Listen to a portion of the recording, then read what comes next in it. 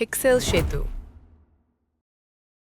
সবথেকে প্রথমে আপনি হোয়াটসঅ্যাপে আপনার ফটোগ্রাফারের থেকে যে লিঙ্কটি পেয়েছেন ইউজার নেম এবং পাসওয়ার্ডের সাথে, সেটি আপনার পিসি অথবা ল্যাপটপ থেকে ওপেন করুন।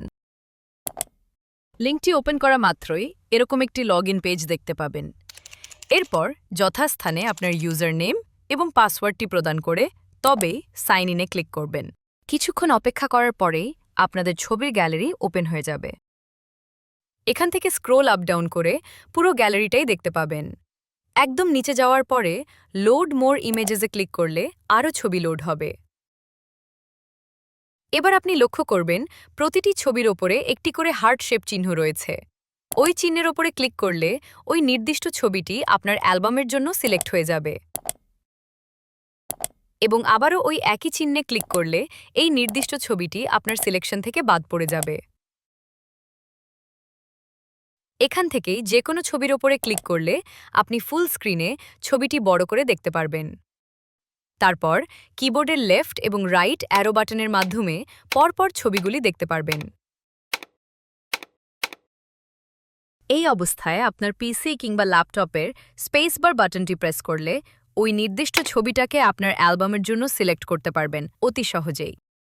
একইভাবে আবারও স্পেস বার বাটনটি প্রেস করে ছবিটি আপনার সিলেকশন থেকে বাদ দিতেও পারবেন। এইবার লক্ষ্য করবেন এখান থেকে একটি ছবি সিলেক্ট করার পর হার্ট শেপ চিহ্নের পাশে আরও একটি চিহ্ন এসে গেছে। এটি হলো কমেন্ট বক্স। আপনার যদি এই নির্দিষ্ট ছবিটি নিয়ে এডিটিংয়ের বিষয়ে কোনো রকম মতামত থেকে থাকে তাহলে সেটা এখানে টাইপ করুন। যেমন আমি এখানে ফটো এডিটরের জন্য লিখে দিলাম, প্লিজ রিমুভ দ্য ব্যাকগ্রাউন্ড। লেখা হয়ে যাবার পর অ্যাড বাটনটিতে ক্লিক করুন। তারপর এখান থেকে প্রস্থান করার জন্য ক্রস চিহ্নে ক্লিক করুন। এরপর গ্যালারির ওপরের অংশে লক্ষ্য করবেন বেশ কয়েকটি বিকল্প রয়েছে। প্রথমেই রয়েছে অ্যালবাম সিলেক্ট করার বিকল্প। এখান থেকে প্রথমে আপনাকে বেছে নিতে হবে আপনি কোন অ্যালবামের জন্য ছবি সিলেক্ট করতে চাইছেন, অ্যালবাম 1 নাকি অ্যালবাম 2। তারপর এর পাশের বিকল্প থেকে আপনি দেখতে পাবেন আপনার ইভেন্ট ডেট অনুযায়ী সমস্ত ফোল্ডার এবং এখান থেকে বেছে নিতে পারবেন আপনি কোন দিনের ছবি দেখতে চাইছেন। এরপর নিচের গ্যালারি থেকে আপনার নির্দিষ্ট অ্যালবামের জন্য ছবি সিলেক্ট করা হয়ে গেলে পাশের সিলেক্টেড ইমেজেসে ক্লিক করুন।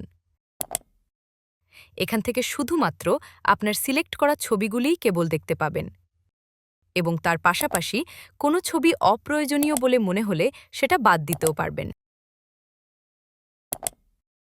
সবশেষে ছবিগুলি দেখা এবং সিলেক্ট করা সম্পূর্ণ হয়ে গেলে তবেই সাবমিট বাটনটিতে ক্লিক করুন।